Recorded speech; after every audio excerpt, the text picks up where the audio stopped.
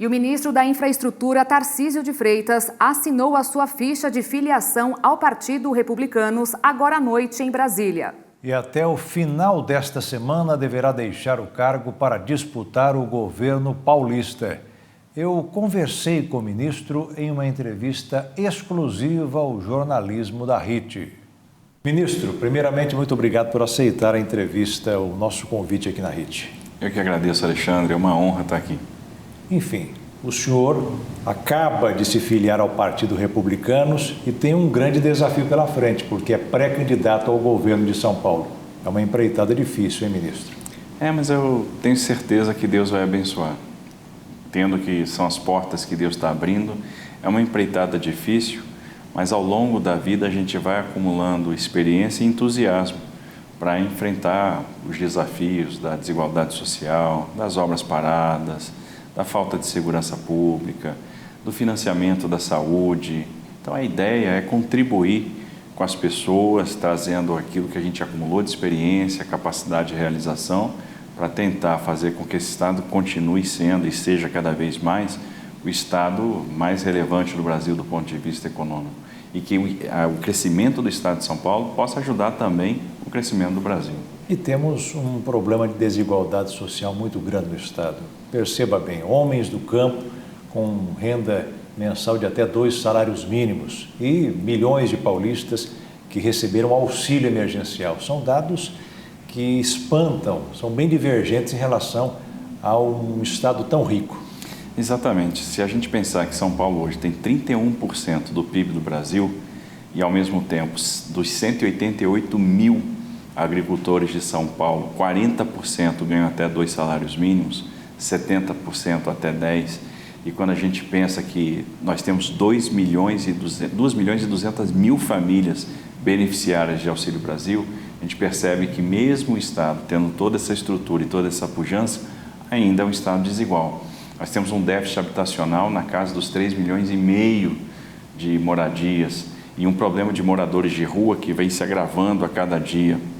Então, é necessário desenvolver políticas públicas para combater essa questão da desigualdade, misturar a política habitacional com política de acolhimento, mudar um pouco o conceito de assistência social para desenvolvimento social, para que a gente possa construir pontos para oportunidade. A oportunidade muitas vezes está ali, mas se a gente não tornar as pessoas aptas a aproveitar a oportunidade, ela não consegue se desenvolver.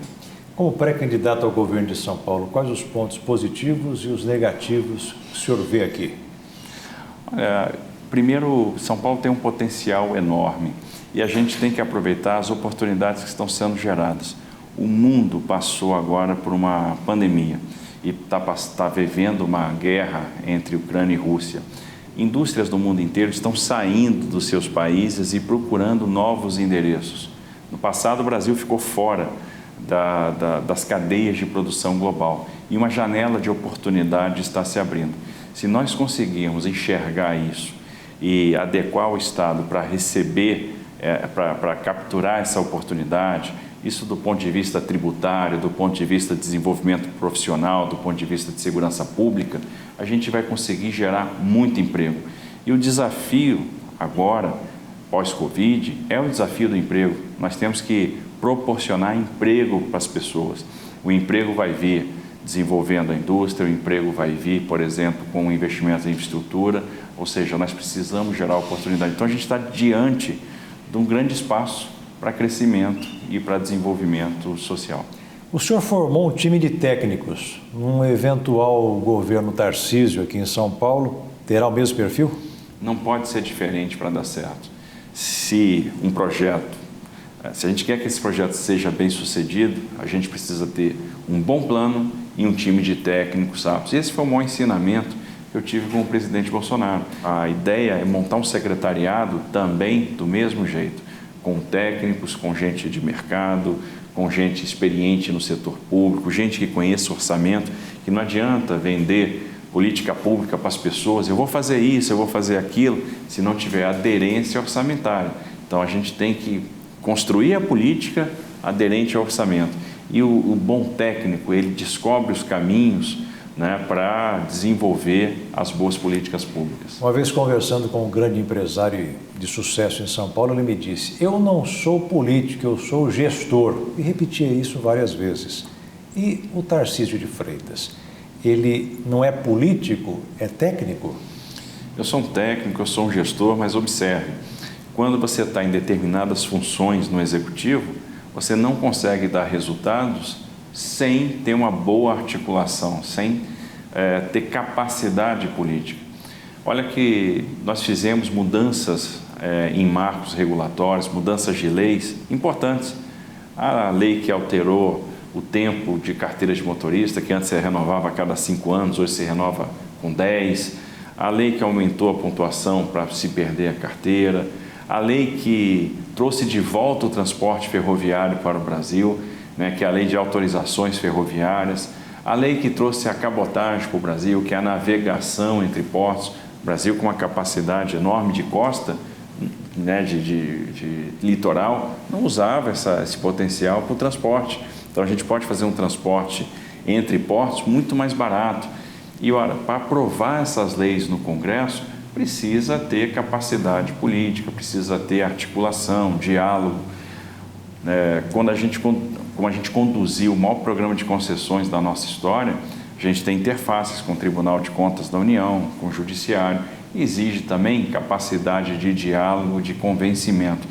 Então, em determinadas posições, você tem que aliar o perfil técnico com uma capacidade política. E isso, obviamente, vai nos tornando aptos para enfrentar esses novos desafios. Ministro, São Paulo é o estado número 1 em capacidade de exportações em agronegócios. E existe aquela cadeia produtiva da indústria da proteína. E esses empresários, eles se preocupam muito com a logística. Não só o pessoal de suínos, de aves, mas também do biodiesel. Como fazer um escoamento melhor para eles? A maior vulnerabilidade da indústria de proteína animal é falta de milho, é falta de ração. E a gente tem que ligar os centros produtores para o mercado consumidor, ou seja, para a indústria. Os grãos estão sendo produzidos, por exemplo, no Mato Grosso do Sul, hoje estão crescendo na direção de Goiás, Tocantins, no oeste da Bahia. E, obviamente, o próprio agro em São Paulo tem uma relevância muito grande. É por isso que nós focamos muito da nossa estratégia de transportes no desenvolvimento do setor ferroviário. Então, nós concluímos a ferrovia Norte-Sul.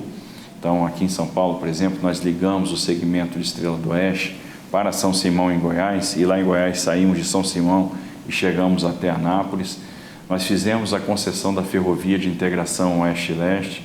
Nós estamos fazendo a extensão da Ferronorte, que é a ferrovia que hoje vai de Rondonópolis e amanhã irá até Lucas do Rio Verde. Então, a gente vai pegar grãos cada vez mais ao norte e levar para o Porto de Santos, porque a Ferronorte chega em Aparecida do Taboado e se engata na Malha Paulista, que nós fizemos a prorrogação do contrato com investimento associado.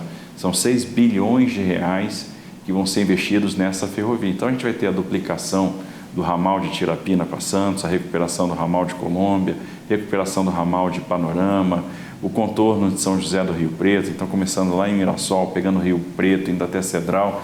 Então, muito investimento ferroviário. E esse investimento ferroviário vai trazer oferta de transporte, vai reduzir custo do frete, ou seja, os nossos produtos vão chegar mais baratos e a gente vai diminuir essa vulnerabilidade da indústria. Para encerrar a nossa entrevista, eu percebo que o senhor é um homem que fala com entusiasmo. O Brasil, apesar dos problemas, inclusive crises mundiais, temos aí a guerra, infelizmente, da Rússia com a Ucrânia, que interfere, mas o Brasil vai crescer, ministro? Eu não tenho dúvida. Quando se falava que o Brasil estava preso a uma armadilha de baixo crescimento, se falava que a gente não tinha uma reforma da Previdência, uma reforma trabalhista, a gente não tinha saneamento básico, não tinha investimento em infraestrutura, tinha pouco crédito, o spread bancário era alto, faltava investimento em educação. Então, hoje, nós fizemos as reformas estruturantes, as reformas pró-mercado, aprovamos o marco do saneamento básico, começamos a contratar investimento em saneamento só no ano passado, 50 bilhões de reais. Isso vai fazer diferença na vida das pessoas. Ter água potável, ter acesso, ter coleta e tratamento de esgoto. Então, nós vamos ter pessoas que vão ficar menos doentes, que vão aprender mais na escola. O Brasil já está investindo 6% do PIB em educação, tem avançado em diversas áreas. Está aí o Pix, uma revolução no setor bancário, e a gente está aumentando a oferta de crédito, o spread bancário está diminuindo, e contratamos muito investimento em infraestrutura. Com o que foi contratado nesses últimos 3 anos, o Brasil vai se transformar nos próximos anos num grande canteiro de obras. E nós vamos ter muita oportunidade, muito emprego e vamos crescer, não tem como. O Brasil está pronto para crescer de forma estrutural, de forma importante nos próximos anos. E isso aí também vai representar emprego aí para frente. Ministro, foi bom tê-lo conosco, muito obrigado e um bom trabalho para o senhor. Alexandre, muito obrigado pela oportunidade.